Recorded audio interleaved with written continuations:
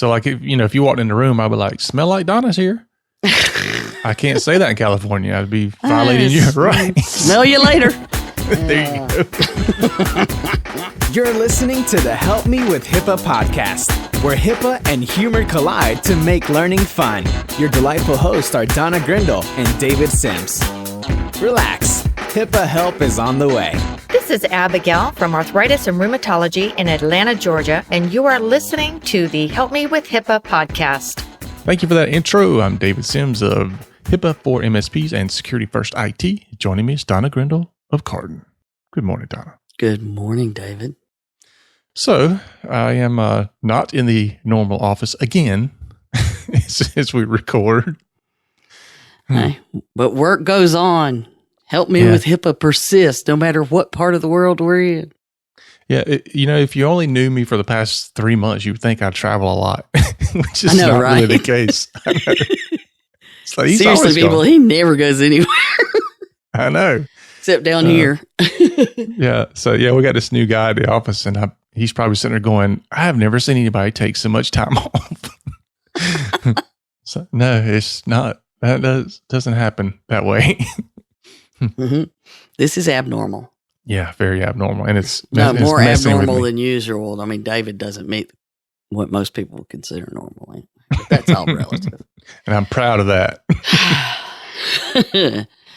Well, I'll start traveling soon. We'll balance it out, buddy. There you go. Yeah, we have to do some more traveling together at some point. Yeah, I'm looking forward to it. So what do we got going on up in here? Today we're gonna peel some stuff back on CCPA. So another acronym, and it stands for the California Consumer Privacy Act. And we've been talking actually a long time about, look, you're either going to do HIPAA or you're going to do something that's similar to HIPAA. It's coming. And of course, when GDPR came out, now everybody's like, oh, it's coming across the pond, and what's it going to look like and all that. Well, California took the lead, and they've got this, and I'll do air quotes, GDPR-type legislation that's coming out very soon in January. And so we're going to talk about what that looks like, who it applies to, and can you get away with saying, well, we do HIPAA, so we don't have to do CCPA. Yeah. It's going to be on today's show.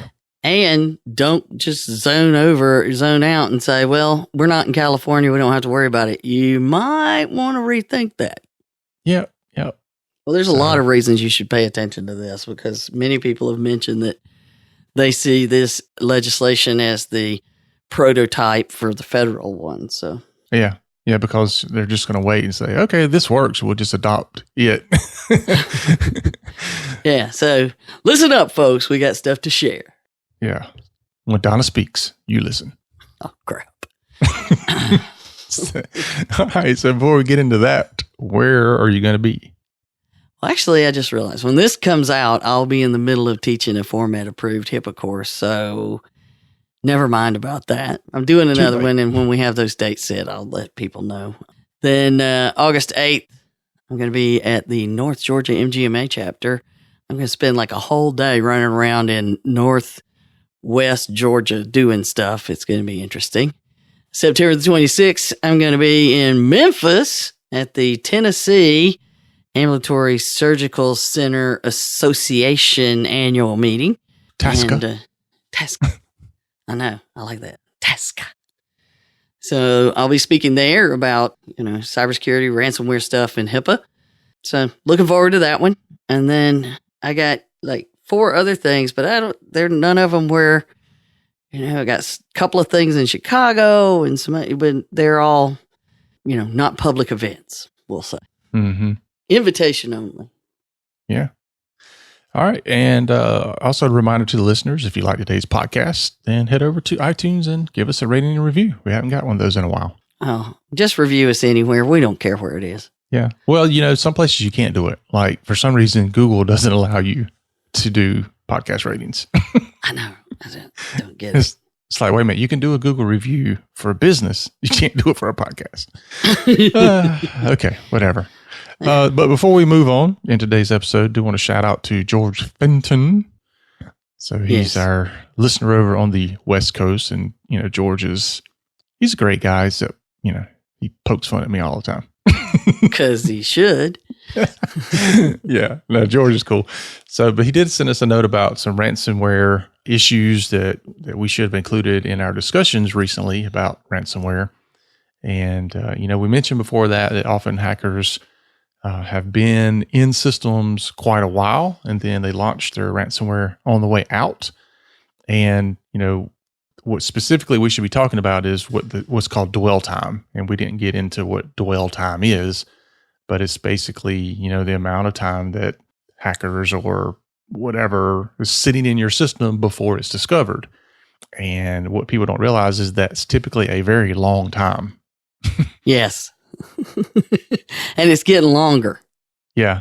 And so I actually saw the same article that George was talking about, where it says that the most recent dwell time published numbers is now 86 days. So when you think about, okay, well, if I get ransomware, I have backups. Well, can you go back more than 86 days? Because Yep. That's our average, not our maximum. That's our average median dwell time. And by saying that, what they're doing is they're in there messing up your backups, and you just don't know it. They're corrupting them. Right. And so when you think about it, even if you can recover 90 days back, how are you going to get that 90 days worth of data back into your system that you now don't have? There's a lot to worry about. Yes. It's a mess.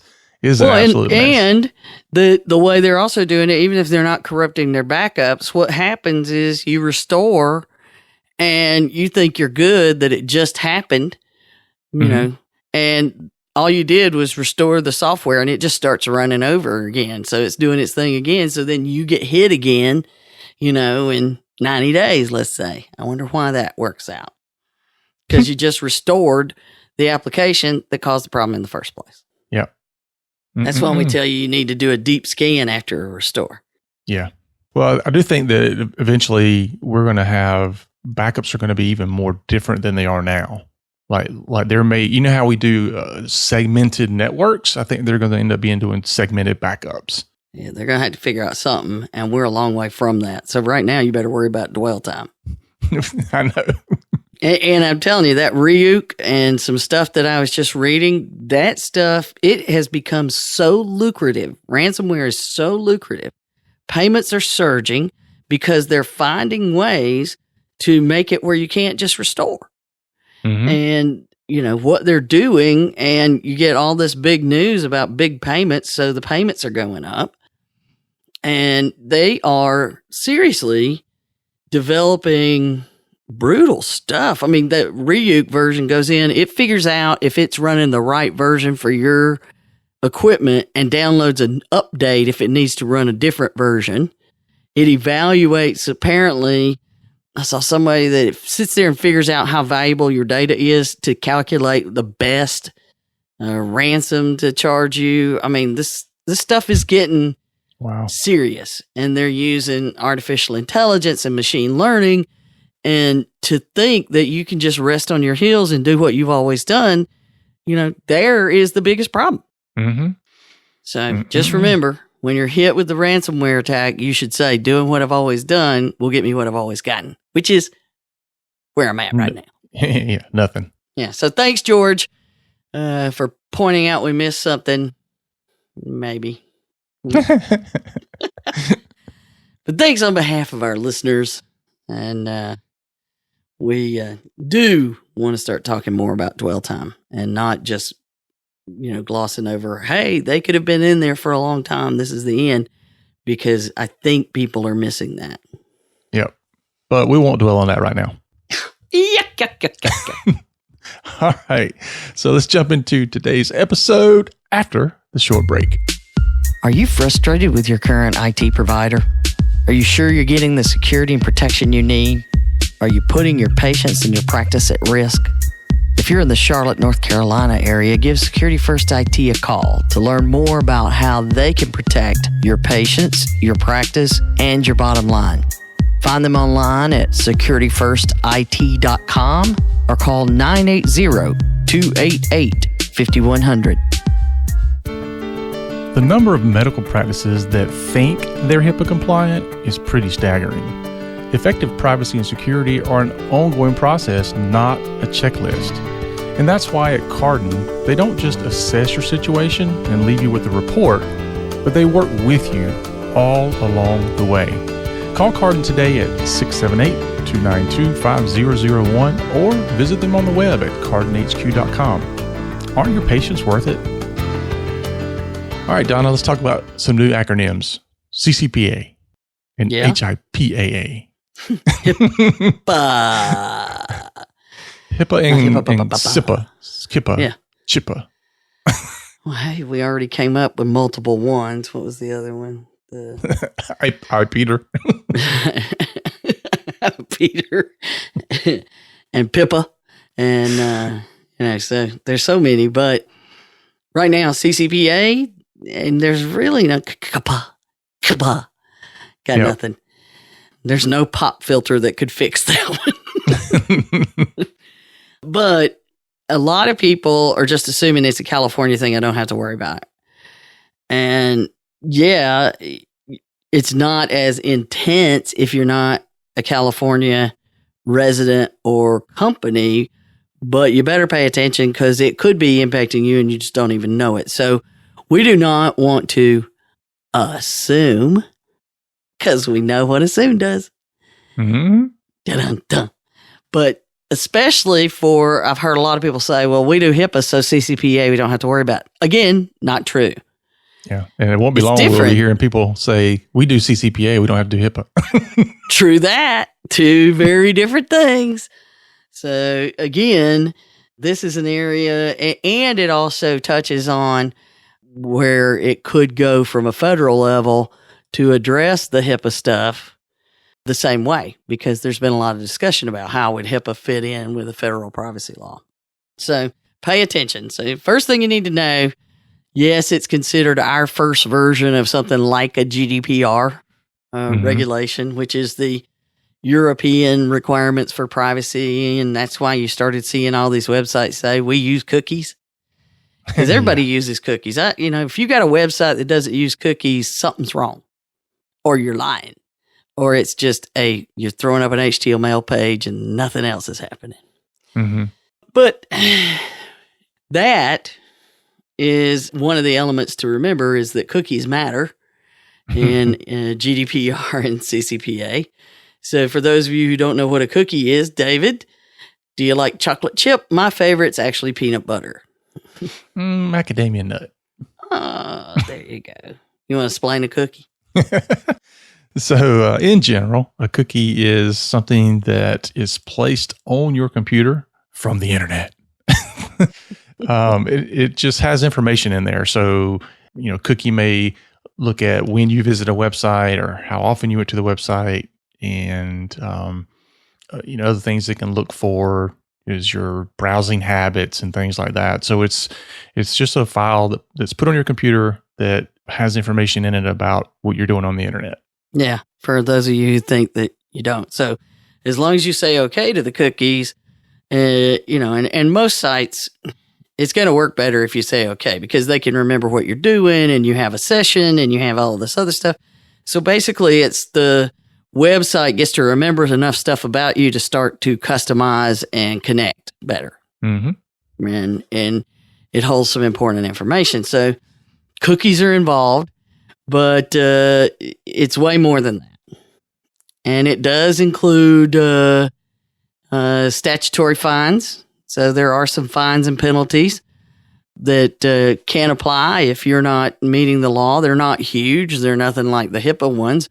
But the bigger issue and the bigger news to me is, unlike HIPAA, it has an element that allows an individual to sue the business directly for violations. And I think that's the only thing that has kept businesses from engaging in HIPAA is, it's a class action lawsuit and they have to argue you can't prove harm and all this other stuff in order for any kind of lawsuit to go through. So the minute that you had the ability as an individual to sue somebody for their, to clearly in the law be able to sue you, the lawsuits are over, because that now I got you. I have the right to do it, and I have the proof that you failed me. Often there's, raging proof because your data is somewhere it shouldn't be. Mm-hmm. But it's unfortunate that, we have to get to the point where I have to be able to sue the business in order for the business to do the right thing. Yeah. And there's people that are doing the wrong thing on both sides, and that's what's causing the problem. If people want to be treated fairly, and most businesses just want to do the right thing. Yeah. But they don't understand what the right thing is what's happening right now. And I would say that most people just want to be treated fairly. They're not out there looking to sue somebody, but it's like, look, I just want you to do what you're supposed to do and protect my data. Yeah. Well, I mean, you can imagine working with Cardin. We have our vendors, and we're in a customer service business. So if you meet our standards for customer service, which we know is doable because we do it, then, we're going to get along great. But the minute you don't, somebody's going to yell at you. Because, we expect this, and I'm not going to go by and do the work I just paid you to do. So it's unfortunate, but that alone will make a difference, in my opinion, to how things work out with this law. And some of those lawsuits are going to be ones that really have, a reason to be there because the business really didn't care. And you and I both know that happens all over the place. Oh, yeah. Where they literally say, I don't care. I'm not doing it. Mm-hmm. HIPAA schmippa. SIPA. I don't know. Yeah, never mind, right? CCPA schmippa. But the thing that we do know is that there's going to be a ton of lawsuits. And some of them are going to be, ones that you believe in and you think they're fairly grounded and all of this stuff. And then you're going to have others that are just totally, somebody doing whatever they can to stir up trouble or make easy money, which is what everybody assumes all of the lawsuits are. Mm-hmm. But I can assure you they are not. In fact, some people don't care if they get money. They're really looking for making the people do the right thing. And I know if I was involved in one, that's what I'm looking for. Mm-hmm. It's not about the money. It's about making you acknowledge that you don't care and you better care. So anyhow, so there's enough about why it's there and what it's about. But I do love, when you look at who it applies to, it's the same answer that we always give. Mm-hmm. It depends. Yeah. People in California and then people not in California. Yeah. Maybe if you're in California, but maybe not if you're not in California. Maybe so you got a lot of steps to determine if it applies to you in the first place. It is not just, I have a business in California. No, it's way more complex. Mm-hmm. And some people say, well, the first rule I heard people talking about was, well, your gross revenue has to exceed $25 million in a for-profit business. Okay, then you assume, tons of small businesses won't meet that, but not so much. Yeah, that's one factor. No, the only one. There's some others that could apply. So this is where they, it's just like PHI, and what is PHI? Mm-hmm. Then in this one, they say it applies to any information you collect about individuals in California. Yeah. So can you define collect?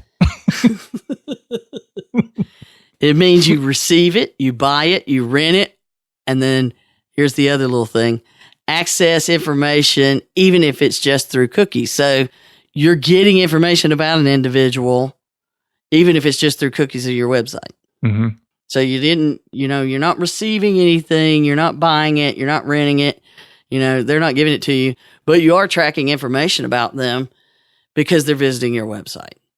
Yeah. So does that tell you right away if anybody in California is visiting your website?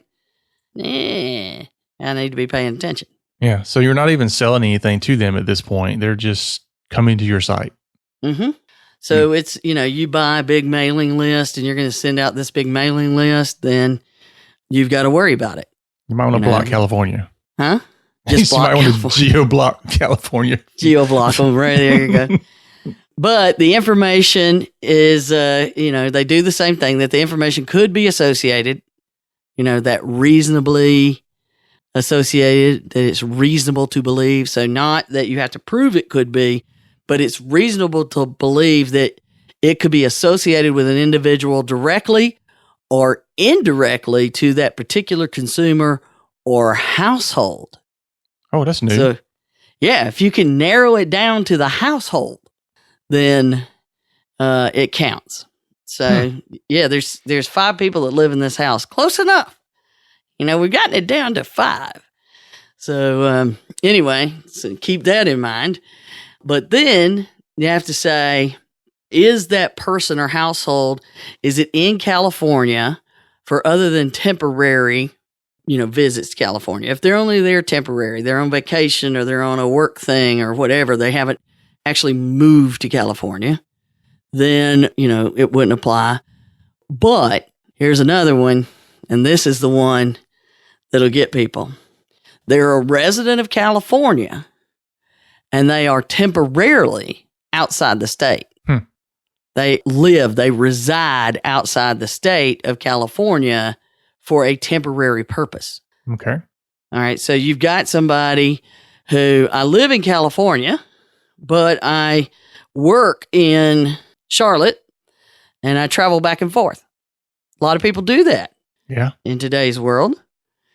So what are you going to do? Because now, hello, I'm in Charlotte, but I'm dealing with somebody who is temporarily in this state. They do not live here necessarily, but they're consistently here. So does it apply? So you better start figuring that out. So it can get hairy. Yeah. That's why I said don't think that it's just if you are in California, because it could hit us all. So first of all, you got that to worry about. And then if you think any of that should apply, then you decide, does your business meet the requirements? So let's say we decided we may have some data. Yeah. We may have some data. We already looked at the annual gross revenue has to exceed 25 million. 25 million. But that's not a and. So we're not going down the list going and this and that. We're going or. Yeah. This or so this. If it's less than 25 million, but you derive 50% or more of your revenue from selling consumer personal information. So that's a lot of those marketing and mailing and lead generation companies. Mm-hmm. And all of them it's going to apply to. So we're going to see a big mess in these markets. Or, and here's an or, and this is the one that will get the small businesses that are not realizing it. You buy, receive for a commercial purpose, sell or share personal information of 50,000 or more of California consumers, households, or devices on an annual basis. Well, there's tons of people that run, web commerce sites that sell things, and they'll buy a mailing list. Oh, yeah. So if they buy a mailing list that has, over the year, they buy enough that gives them 50,000 or more California residents or households or devices. So IoT that sits in California, you got to remember those could apply on an annual basis. So even if I have a $2 million revenue set, but I am purchasing $500,000 of California consumer information, then it applies to me. Or just 50,000 names. Right. Yeah, the 50,000 names. That's what I'm talking about. This is why I need help sometimes. And then there's also, I'm a nonprofit, so doesn't count. Not true. There's a caveat there as well. If you're a nonprofit, but you control or you are controlled by a for-profit business, then some of the things apply. So there's a whole bunch of stuff that people need to understand. Yeah, the thing that certainly would get me would be the whether or not I have 50,000 or more consumer household or device information. Yeah. Well, and here's one that I had a conversation with one of our clients, and I'm like, you guys should just evaluate this particular question with the attorneys and be prepared to answer it. It doesn't matter to me what the question is. I just think you should, or the answer is, I just think you should be prepared to answer it and say you've evaluated it, which is to say, I run a health plan in Virginia, right? So on the East Coast. I run a health plan in Virginia, and that health plan allows, obviously, because one of the things we can do is you can cover your kids that are up to a certain age. I don't remember what it is, 26, they can stay on your plan, something like that. Mm-hmm. So gives them time to get out, get on their own, build up the stuff to get their own coverage instead of just leaving them out there hanging in their early 20s when you're even more stupid than you are later in life. And you have money. So it just gets crazier. But at any rate, so I have a health plan in Virginia, and some of my health plan members cover their children. So they are covered lives or whatever your particular health plan calls it. But the children live full time in California. So obviously, most of the health plans are going to, fall into some of that. So it's tricky. So I just recommend that even if you think it doesn't apply, show that you sat down and went through it and said, this is why we think it doesn't. Yeah. At least look at all the ways that maybe it could apply and either rule them in or rule them out. Yeah. To say clearly, I'm way on the other side of the country is not enough. That's what I'm saying. Yeah. So now that we know all that, what is it going to require businesses to do? Well, first you got one more thing you got to decide. And it says, because if you're still with us at this point and you haven't been able to rule it out, do you do business in the state of California? And this is where the health plan is able to say clearly, we've looked at that and this is why we believe it. But they don't actually offer anything in the state of California. Right. But you need to write it down that right up until that very last thing, it applied to them. Mm-hmm. So you got to worry. But then there's this other thing that applies potentially, because even though you don't do business in California, but you are a contractor with another company, you sell to other businesses like you and I do, and that business does business in California, then they could require, they may need to require you to meet the same CCPA standards, just like a HIPAA business associate. And that's one that people haven't thought about at all. So if you're doing business with a business, you're providing services to a business that has, roots or anything in California that means that they could have to meet the CCPA standards, it's possible that may trickle down to you. Dum, da, dum, dum, dum. Getting interesting. Curiouser and curiouser.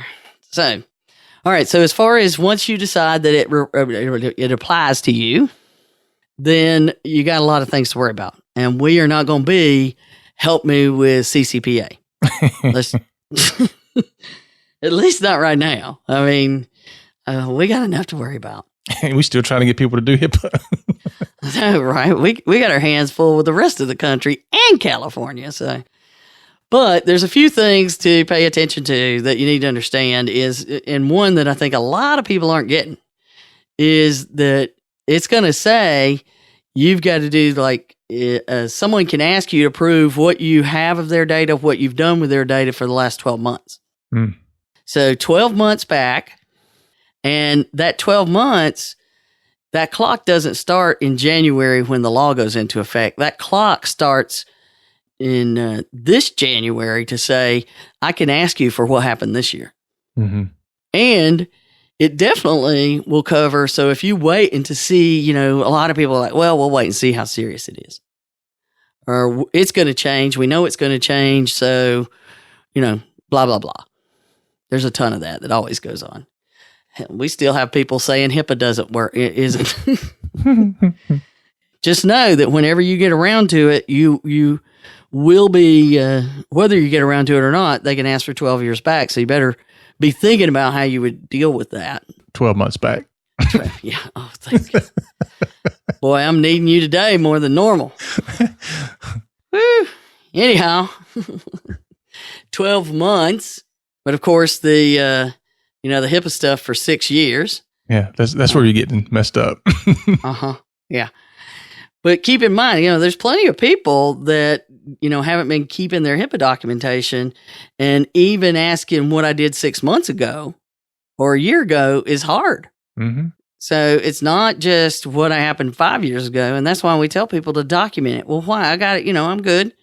I did it. Yeah. Well, 5 years from now, will you be able to prove what you did today? I won't remember what I did 5 days from now. So clearly I'm having problems. All right. So here's some basic things that you need to know is that the data applies to anything that could be tied to a person. So that's like an IP address. We already talked about that. Browsing history, geolocation history, and a lot of other stuff. But then, I'm reading through it and you get to audio or visual or olfactory data. Okay. Olfactory data. Now, okay. How do they know what I smell? What do you smell like? Oh, yeah. What do you smell like? They're tracking your body odor? It's got to be they're tracking like colognes and stuff like that. I don't know. But it's olfactory data, Huh. Interesting. So they're tracking the things I like and don't like to smell. First of all, that's creepy. Yeah. But again, you think about how much money is invested in a lot of these colognes and perfumes. I can't believe how many different ones there are. Yeah.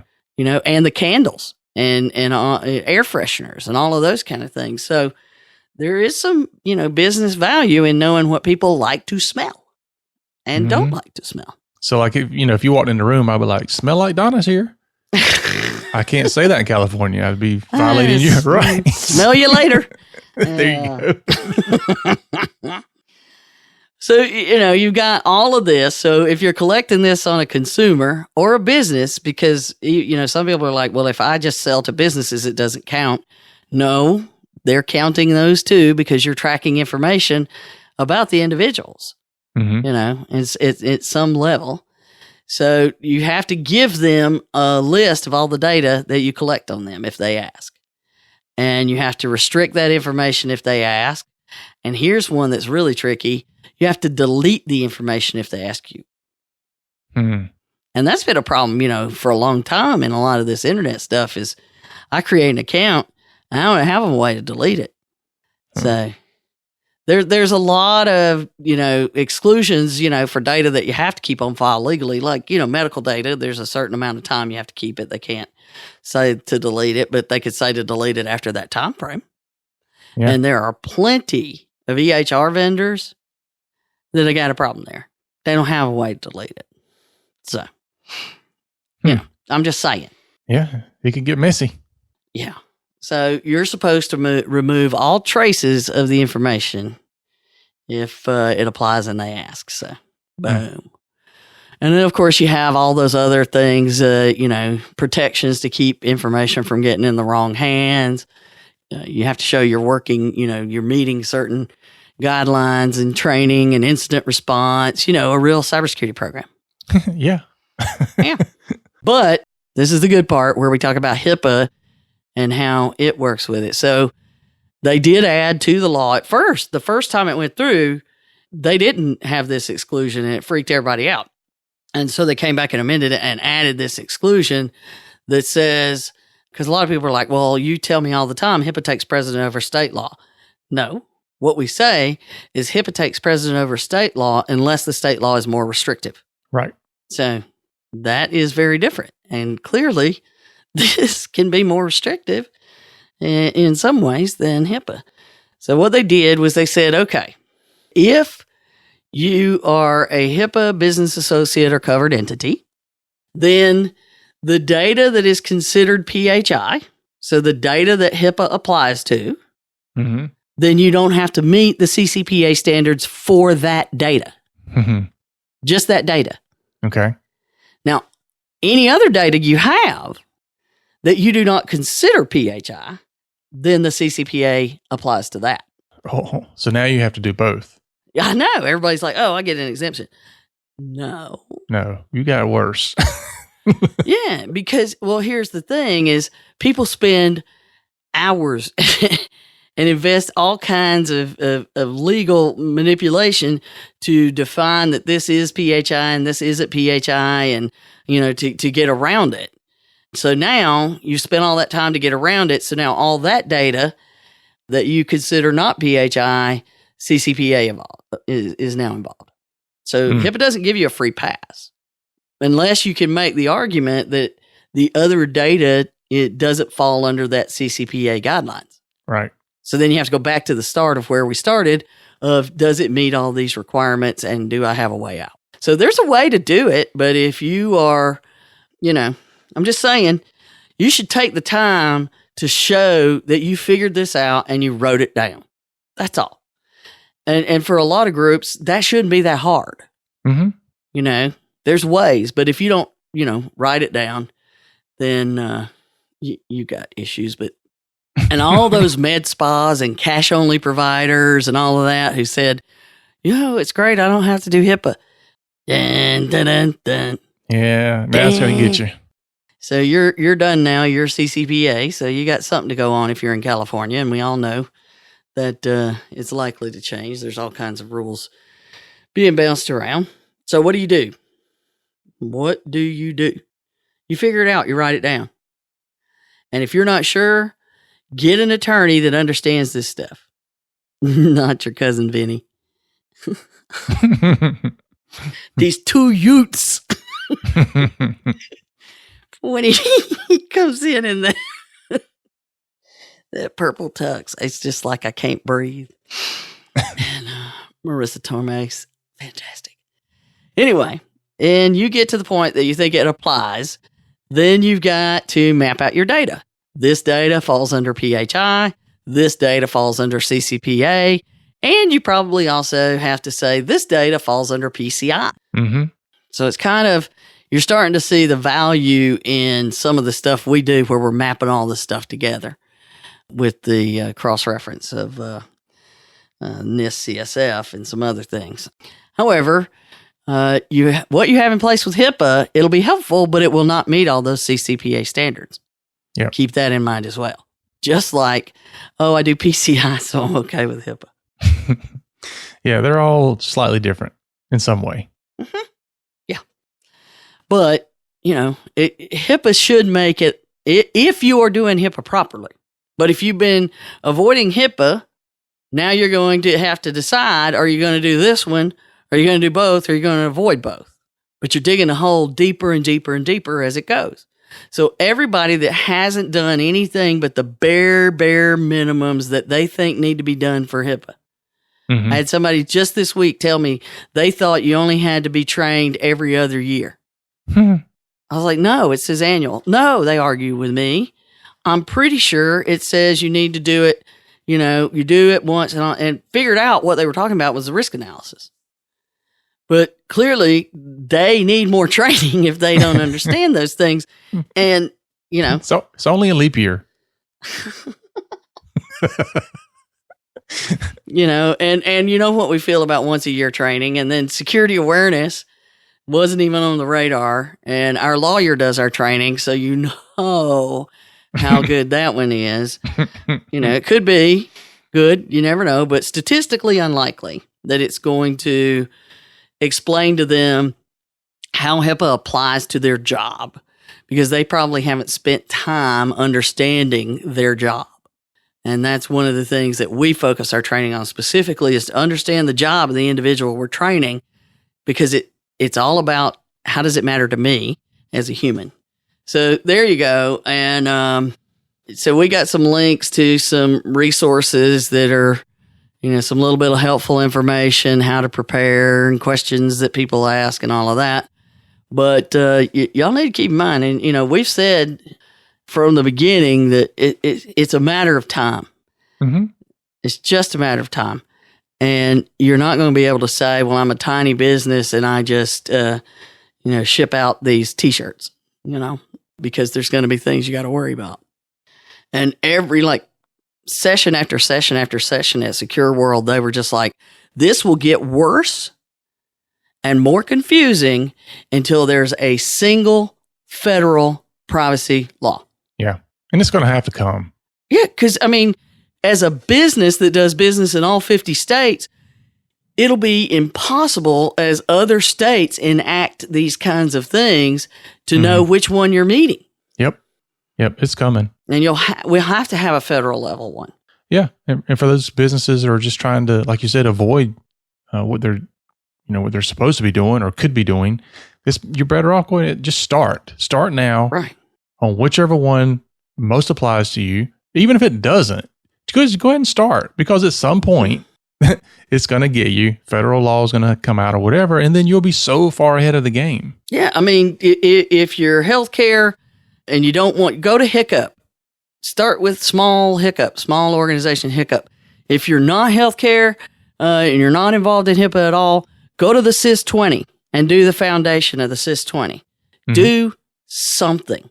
Yep. Because if you invest now, it's not as painful than when you have to have a massive investment when you finally realize you're going to need to do some of these things.